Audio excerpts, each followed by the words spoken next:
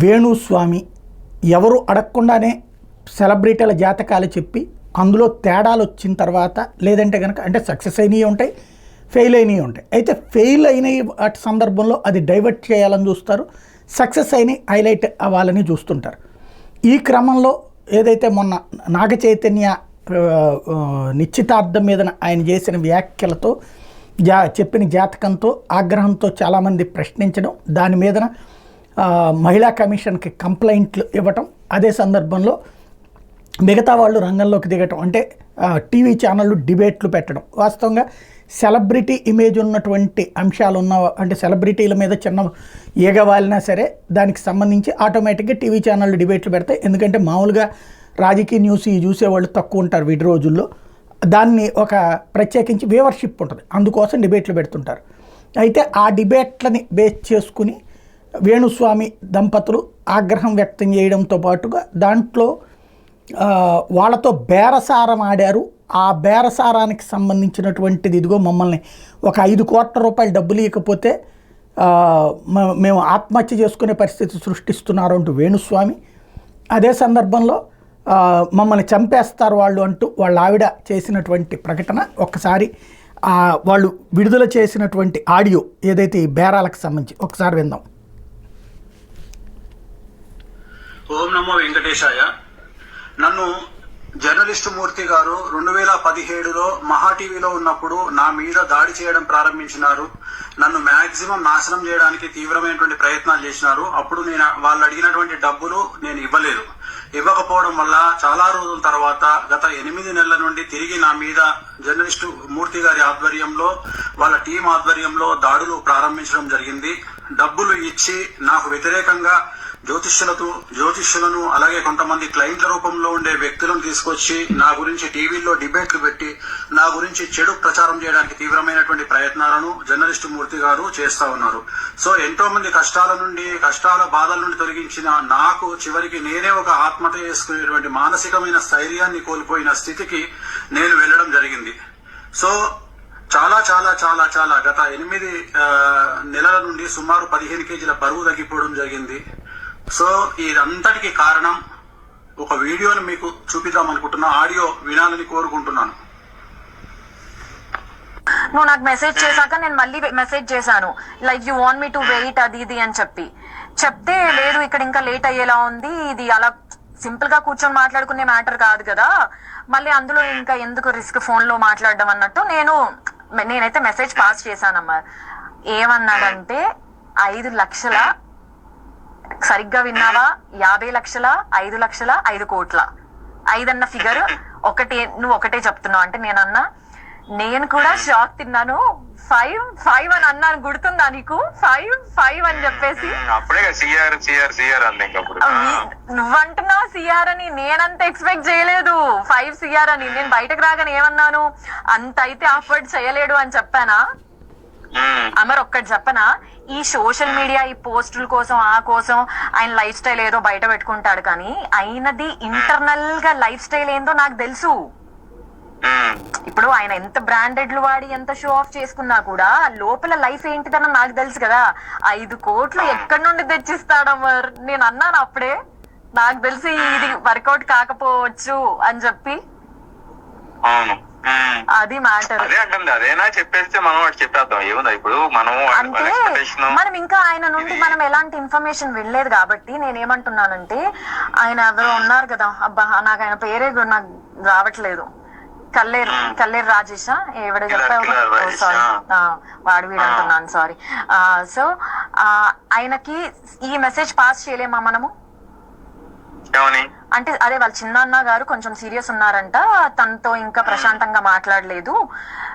నేననేది ఏంటంటే ఓకే ఇవన్నీ ఓకే, కానీ మనము ఇది తెలియకుండా అది గెలికేసి ఇప్పుడు వదిలేసామంటే వాడు చాలా ప్రెస్టీజ్ తీసుకుంటారు. అది నేను ఇంకా గట్టిగా ఇది అవుతారు. ఇలా టైం వేస్ట్ చేసి నన్ను ఇచ్చేసి వచ్చి కూర్చొని బేరం కొట్టకుండా ఇచ్చేసి ఇప్పుడు మేము చేయలేము, ఏం చేసుకుంటావో చేసుకోండి అన్నట్టుగా మాట్లాడతారా? నాకు తెలుసు, నాకు అర్థమైంది ఆ పాయింట్. నేను అందుకే అది అంటున్నా, మళ్ళీ మనం అది పాపం మన హెల్ప్ చేయబోయి ఇంకా దాన్ని ఇరకాటంలో పెట్టలేం కదా అని నేనేమంటానంటే, ఇప్పుడు సార్ వాళ్ళంతా ఇది కాదంట, వాళ్ళకి అంత ఇది లేదంట. 5 కోట్లు అయితే అఫోర్డ్ చేయలేడు. ఒక మాట చెప్పడానికైనా అది నేను అనేది అది అంటుంది. వాళ్ళంతా అడుగుతున్నారు, వాళ్ళ ఎక్స్పెక్టేషన్ అది. నువ్వు చేయగలిగింది ఎంత, నువ్వు చెప్తే. ఇప్పుడు నాకు అర్థం కాని పాయింట్ ఏంటంటే అయిపోతుంది. ఆ కంఫర్ట్ జోన్ ఏంటి అని చెప్తే అయిపోతుంది. నేను అంటుంది ఇప్పుడు ఆయన 5 కోట్లు అన్నప్పుడు అమర్ ఒక మాట నేను చెప్పనా. ఇప్పుడు అక్కడ ఆయన ఇచ్చిన ఏమంటారు 5 కోట్లు అనే ఫిగర్ ఆయన ఇచ్చాడు. ఇప్పుడు వేణుస్వామి కూడా నన్ను నమ్మాలి కదా, 5 కోట్లు ఏ లెక్కలో అడిగారు అసలు అన్నట్టు. అంటే నేను నీకు మనలో మన మాట, నేను నీకు యాజ్ అ ఫ్రెండ్ గా నేను నీకు చెప్తున్నాను. రేపు ఆయన కూడా నన్ను 5 కోట్లు దేనికోసం డిమాండ్ చేశారు అని అడిగితే నాకు ఎక్స్ప్లెనేషన్ లేదు ఇక్కడ. నీకు అర్థమైందా నా పాయింట్? ఆయన నా మాటని నమ్ముతాడా అనే క్వశ్చన్ మార్క్ లో నేను ఉన్నాను. ఆ ఫిగర్ వినగానే చూసావుగా నా మైండ్ అంతా బ్లాక్ అయిపోయింది బయటకు రాగానే. సో ఇప్పుడు దీన్ని మనం ఏం చేద్దాము? నేను అదే అంటుంది. ఇప్పుడు వాళ్ళు అడిగారంటే ఆయన చెప్పే రీజన్స్ ఏంటంటే చెప్పాడు కదా, చాలా చిక్కుముళ్ళు ఉన్నాయి, వీటన్నిటి నీకు చేయాలి, ఓనర్స్ ఇచ్చుకోవాలి. అంటే ఇందులో బిఆర్ నాయుడు గారికి, ఇందులో ప్రేమకి రాంబాబు గారికి కూడా పోతుందా? అందరికి వెళ్తుంది. అందరికి మూర్తి ప్రేమ అబ్బు కనెక్ట్ అయ్యారు. కనెక్ట్ అయ్యి మోడీగా ఆయన్ని అందరు కలిసి వేణుస్వామి గారి మీద దాడి చేద్దాం అనేది ఇది ఇట్లా పెట్టుకున్నారు. అది నేను అంటుంది. అంత పెద్ద మంది, అందుకే అన్నట్టు చూసావు కదా, సో మనీ ఇవి ఉన్నాయండి, చిక్కుముళ్ళు ఉన్నాయి దీంట్లో, ఇవన్నీ తిప్పుకుంటూ రావాలి, ఇవన్నీ చేసుకుంటూ రావాలి అని. అది ఆయన ఏం చేశాడు, మనలో మన మాట. ఇప్పుడు జస్ట్ మనలో మన మాట 5 కోట్లు అయితే ఆయన ఆఫర్ చేయలేడు అంటే ఆయన దగ్గర అంత లేదు. ఎందుకంటే నేను చూసాను కాబట్టి నేను నీకు పర్సనల్ గా చెప్తున్నాను. ఆయన లైఫ్ స్టైల్ అంత కాదు. ఎందుకంటే నేను దగ్గర నుండి చూస్తున్నాను కాబట్టి నాకు తెలుసు. ఇది కాకుండా నెక్స్ట్ ఆప్షన్ ఏముంది ఇప్పుడు?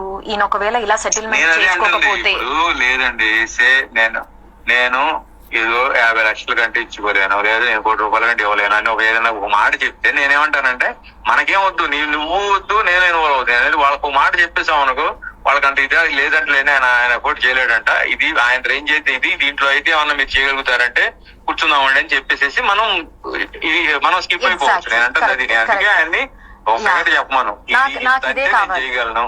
అదే అంటే అది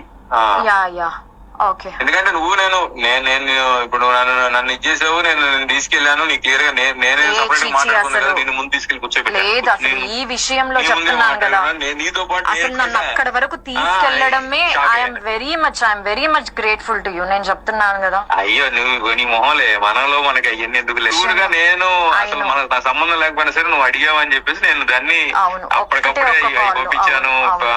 ఏ కంప్లైంట్ ఇచ్చారు ఏంటి అవన్నీ పంపించాను నీకు. నేనే మాట్లాడి ఇది ఏమైనా సెటిల్ చేయగలుగుతామండి ఏంటి అంటే ఆయనతో మాట్లాడి, ఇలా కాదండి సరే మీరు ఎంత ఇవ్వగలరో ఏం చేస్తారో చెప్పండి, వాళ్ళకి చెప్తాం, వాళ్ళకి ఆ ఫిగర్ నచ్చితే ఇది అవుతా, లేదంటే నేను నా ఫ్రెండ్ స్కిప్ అయిపోతాం, ఆ తర్వాత మీరు ఏం వస్తుందో అదంతా మీరు చూసుకోండి అని చెప్తే అయిపోతుంది. నేను అంటే అది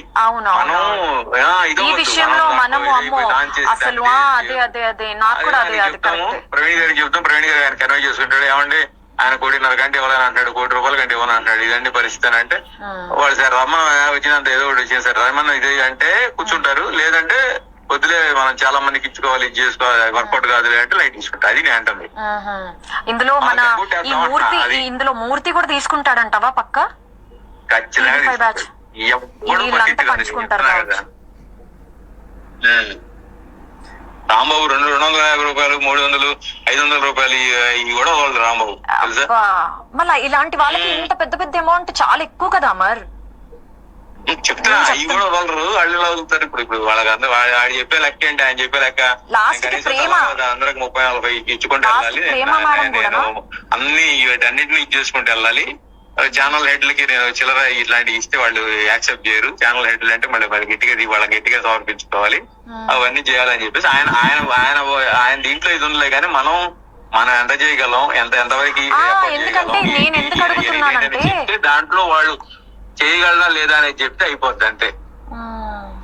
అంటే నేను రేపు ఆయనకి ఎక్స్ప్లెనేషన్ ఇచ్చుకోవాలి కదా అని. నీకు ఒక చిన్న ఇది ఇస్తాను చూడు, వాళ్ళతో మాట్లాడుకొని వాళ్ళతో డీల్ చేసుకుని అప్పటికి నేను కూడా రానంటే రా మరి నువ్వు లోపలికి రమ్మంటే వచ్చి లోపలికి నేను, అవునా కదా? నువ్వు లేకుండా ఎలా నువ్వు కూడా రా, నువ్వు ఉంటే ఇది ఉంటుందంటే సరే నేను ఇక ఒక ఆడపిల్లని ఒక లోపలికి పంపించాను కరెక్ట్ కాదని చెప్పి బాలు వాళ్ళ కోట్లు వేసేద్దాం, ఆయన ఒకటి చెప్పమను, మనం జస్ట్ కన్వే చేద్దాం ఇదని. వాళ్ళు అది ఓకే అనుకుంటే ఇది అవుతారు, లేదంటే మనం జస్ట్ చెప్పగలిగాం నువ్వు నన్ను స్క్రీన్ షాట్ అదేంటది ఆ కంప్లైంట్ కాపీలు పంపించమన్నా పంపించాను, ఆ తర్వాత ఏదో అనుకున్నాం వర్కౌట్ కలిపి మనం లైట్ తీసుకుంటాం. అది నేను అమ్మో లేదమ్మా లేదు ఇక్కడికి ఎండ్ చేసేద్దాం. నేను బయటకు వచ్చినప్పుడు ఏమన్నాను కల్పించేసి సో అండి తనే చూస్తుంది అని చెప్పేసి నేను వెళ్ళిపోదాం అనుకున్నాను యాక్చువల్ గా. బట్ నాకెందుకు నేను తీసుకొచ్చాను, నేను ఉండాలి పక్కన, తన పక్కన ఉంటే నేను దాన్ని అది అనేది ఏంటంటే మనకు నువ్వు ఏది చెప్పేసే ఇది ఏది ముసుగులో కుదిలేట్లు కదండి, మాకు వేరే ఇంట్రెస్ట్ కూడా ఏం లేవు, మీరు చెప్తే అదంతా వాళ్ళకి చెప్తాం, వాళ్ళకు నచ్చితే రమ్మంటే ఎల్లి కలవండి, లేదంటే అవదని చెప్తారు అంటే నేను చెప్పేస్తాను అంతే. ఇంతవరకు అయితే మేము తీసుకుంటామండి. ఇప్పటికే మనం కొంచెం అంటే ఎక్కువే తీసుకుని వెళ్ళాం, అంటే మనం అది ఎక్స్పెక్ట్ చేయలేదు కాబట్టి ఏదో సెటిల్ చేద్దాం నేను. అసలు నా మైండ్ బ్లాక్ అయిపోయింది, ఇలా ఉంటాయా సెటిల్మెంట్లు అంటే, వామ్మో నేను ఎక్కడికి వచ్చాను, ఏం జరుగుతుంది నా వెనకాల, నాకు అసలు లేదు అవన్నీ. ఇప్పుడు నాగేంద్ర నచ్చాడు కదా గైరతాబాద్ ఎమ్మెల్యే, ఎమ్మెల్యే ఇప్పుడు చెరువులో ఏదో ఇది కట్టాడని చెప్పేసి ఇప్పుడు ఈ హైడ్రా అని చెప్పి నడుస్తుంది, ఇప్పుడు రంగనాథ్ అని చెప్పేసి కమిషనర్ ఇప్పుడు అక్రమ కట్టడాలు మొత్తం కూల్స్తున్నాడు అనమాట వీటిలో కట్టినవన్నీ. దాంట్లో వాళ్ళిద్దరికి పెద్ద ఇష్యూ అయింది, ఇప్పుడు అది అక్కడ సెటిల్మెంట్ అవుతుంది ఇప్పుడు.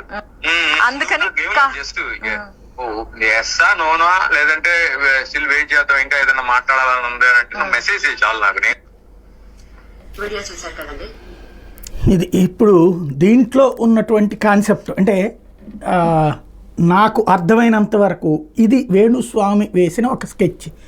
ఒక అమ్మాయి ఎవరో అమర్ అనేటటువంటి వ్యక్తితో మాట్లాడింది. ఈ అమర్ TV5 అమర్ అంటున్నారు వాళ్ళు, అతను ఎవరో తెలియదు, పెద్దగా మేబీ అందులో ఉన్న ఎంప్లాయీ ఉంటాడు.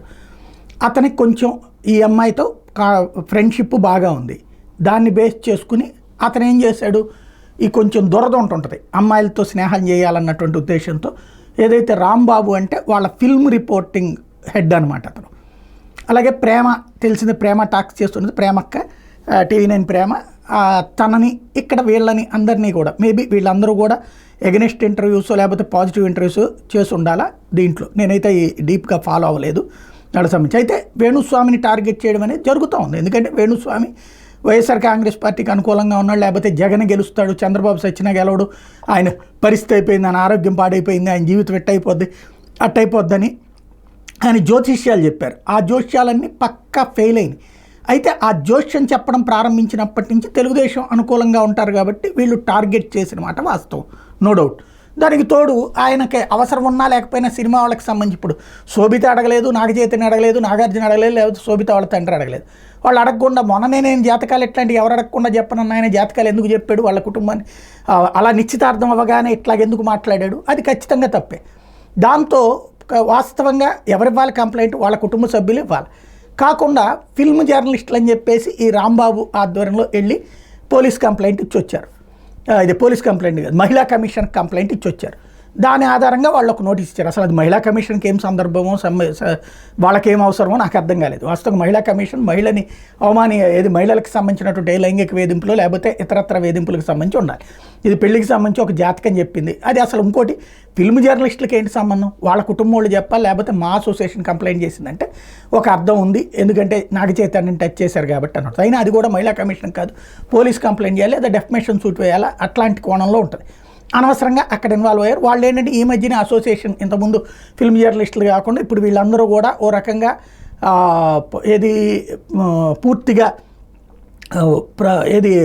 సెలబ్రిటీల తరపున వీళ్ళే పని చేస్తామన్నటువంటి విధంగా సాగుతున్నారు. దాన్ని అడ్డం పెట్టుకుని ఈ కథ నడుస్తుంది. ఇక్కడ జరిగినటువంటి సీన్ ఏంటంటే అమ్మాయిని వేణుస్వామి ప్లాంట్ చేసినట్టున్నారు. అమ్మాయి ద్వారా బేరసారాలు మాట్లాడించారు, మూర్తి దగ్గరికి పంపించారు. మూర్తి ఏం మాట్లాడాడు అన్నటువంటిది అక్కడేం రికార్డ్ చేయలే.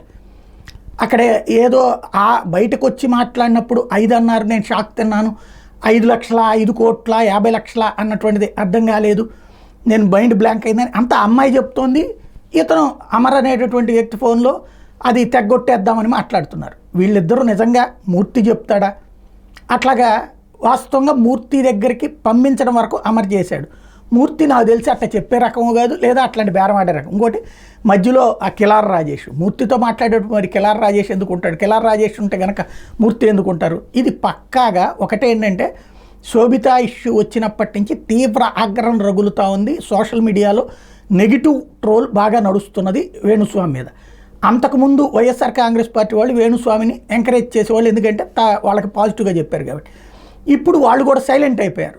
దాంతో వేణుస్వామి ఇప్పుడు రివర్స్ స్కెచ్ వేసినట్టుంది. ఇప్పుడు తన మీద చర్చ నుంచి డైవర్ట్ కావడం కోసం ఈ కాన్సెప్ట్ అన్నది. 5 కోట్ల రూపాయలు ఎవడిస్తాడు, ఎందుకు ఇస్తాడు, ఇస్తే పోని వీళ్ళందరూ కలిసి ఆపుతారా? ఇప్పుడు వీళ్ళకి 5 కోట్లు ఇచ్చాడంటే రేపు పొద్దున ఇంకో ఛానల్లో అడగడా? బేసిక్గా అయితే కనుక ఇది వేణుస్వామి వేసిన ట్రాప్ లాగానే కనబడుతోంది.